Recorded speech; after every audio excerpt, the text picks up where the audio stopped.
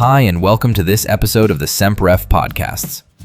SEMPREF, a reformed theological AI assistant designed to serve the church. Confessional, constitutional, controlled.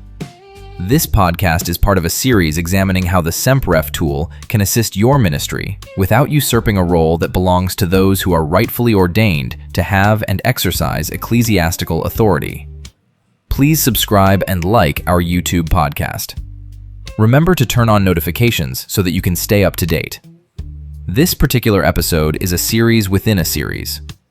Rather than focusing on SEMPREF as a tool, this episode will focus on the upcoming PCA 53rd General Assembly. It was written by Thomas Kelly and created using SEMPREF and other AI tools. All opinions expressed herein are those of the author. As a delegate, you are encouraged to do further study to form your own opinions about the overtures being discussed. For additional information, including the full text of all the overtures, please visit sempref.com and go to the GA53 info page. All right, let's dive right into this explainer, Commissioners. Today, we're mapping out the massive, complex, and honestly, highly consequential landscape waiting for you at the PCA's 53rd General Assembly. You've got a tremendous amount of work ahead of you, so my goal here is to help you get your arms around the sheer volume of information before you ever step foot on that assembly floor. We're going to focus this executive briefing specifically on the major procedural changes and the judicial safeguards being proposed. Let's get to work. Let's kick things off with a number that's probably going to make you realize just how much coffee you're going to need for your prep. 89. That is the staggering total number of overtures currently sitting before the Assembly as of May 1st. To break that down, it's 88 brand new overtures, plus one holdover from last year. Now, to keep our focus really sharp for this briefing, we're intentionally setting aside the overtures dealing with presbytery boundaries or the broader cultural declarations. But honestly, even with that narrowed focus, 89 is a historically massive docket. It absolutely requires careful, structured attention from all of us so you can cast informed, faithful votes. To help us tackle all of this, here's our roadmap for today. First, the assembly floor awaits. Second, 3 themes to guide you. Third, assembly governance and efficiency. Fourth, safeguarding judicial processes. And finally, your ministerial duty. Section 1. The assembly floor awaits. Preparing for the 53rd General Assembly. Moving right into Section 2, 3 themes to guide you, the core lens for evaluation. You've got a massive amount of reading and evaluation ahead of you, so we really need to cut through the noise. Because when you have dozens of proposed changes to the Book of Church Order, it is so easy to get lost in the parliamentary weeds. But as you wade through this mountain of text, you're going to notice a pattern. Almost every proposal trying to amend the rules is essentially aiming for one of 3 goals: efficiency, precision, or protection. So the crucial point here is keeping this exact triad front and center as you evaluate the docket. Ask yourself, is an overture primarily trying to streamline operations for efficiency? Is it trying to clarify constitutional language for precision? Or is it aiming to guard the parties involved for protection? Just keep those 3 words in the back of your mind as we start looking at the actual proposals. Section 3. Assembly Governance and Efficiency. The procedural tug-of-war. Let's move to our first application and see how these themes build into the growing pains of a really large denomination. Right out of the gate, we see a direct structural tension. On one side, you've got Overture 6, which pushes hard for our first theme, efficiency. It proposes requiring a full 10% of commissioners to vote just to pull an item out of an omnibus package for separate debate. That's a pretty high bar. But then, right on the other end of the rope, you have Overture 63. This one leans heavily into our third theme, protection. It pushes back to fiercely protect minority voices on the floor, actually giving recognition preference to the specific commissioner who objected to the omnibus motion in the first place. So, the big question is, do we streamline the docket for efficiency, or do we fiercely protect the floor rights of the individual voice? You'll have to decide exactly where that balance lies. Now, this next set brilliantly illustrates another major efficiency and governance push, lowering the vocational volatility for the denomination's top executives. Right now, these are intense, high-pressure annual floor elections, while a whole cluster of overtures is trying to stabilize this. Overture 40 suggests calendar year transitions so employment changes aren't so incredibly abrupt. Overtures 43 and 77 want to bump the stated clerk and coordinators up to 4-year terms to really provide some breathing room and stability. At the same exact time, to ensure deep trust, Overtures 41 and 73 aim to require a two-thirds supermajority to elect those officers. The thinking here is that these positions are so influential that a simple majority really isn't enough to secure full denominational confidence. It's a striking look at how the PCA is trying to mature its institutional governance. All right, Section 4. Safeguarding Judicial Processes, the Pursuit of Regularity.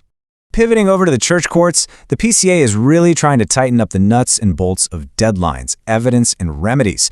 If that previous section was all about efficiency, this section is deeply rooted in our other two themes, constitutional precision and procedural protection. Take Overture 3, for example. Currently, the dismissal of charges can sometimes, lack transparency. We're seeing a strong push for judicial precision here, making the dismissal of charges a much more rigorous and highly documented process. If Overture 3 passes, dismissing charges is going to require an actual hearing and officially recorded reasons. This ensures the whole process is highly transparent and, most importantly, reviewable by higher courts. Meanwhile, we've got Overture 35, which introduces a strict 60-day deadline. Specifically, it drops a 60-day time limit for a prosecutor to actually file an indictment once a court has decided to move forward. This is a direct, tangible move toward protection, specifically protecting individuals from lingering reputational harm and preventing these agonizing delays in justice. It basically forces the courts to act decisively rather than letting accusations just hang in the air indefinitely. Here we see a fascinating, strategic vocabulary shift designed to dial back defensiveness. It really emphasizes how precision in language offers much better protection for everyone involved. Overture 86 tackles court vocabulary directly. It suggests renaming the word complaint to inquiry. And the whole point here is that the word complaint can instantly sound like a personal, disciplinary accusation against brothers, which, let's be honest, raises temperatures. By calling it an inquiry, it clarifies that the action is simply questioning a court's legislative or judicial decision. It's a brilliant example of using precise language to protect the peace of the church. And then there's Overture 46. This one is particularly relevant because it directly tackles modern internet culture. It proposes that making public allegations against someone, like whistleblowing online or on social media, without first reporting them to the proper church court, should be treated as a probable violation of the 9th commandment. This is quite literally an attempt to grab hold of public internet accusations and channel them right back into the proper, protective, constitutional jurisdiction of our church courts. It's a massive, ongoing conversation about where and how justice should be pursued in the digital age. Finally, Section 5, Your Ministerial Duty, the Theological Foundation.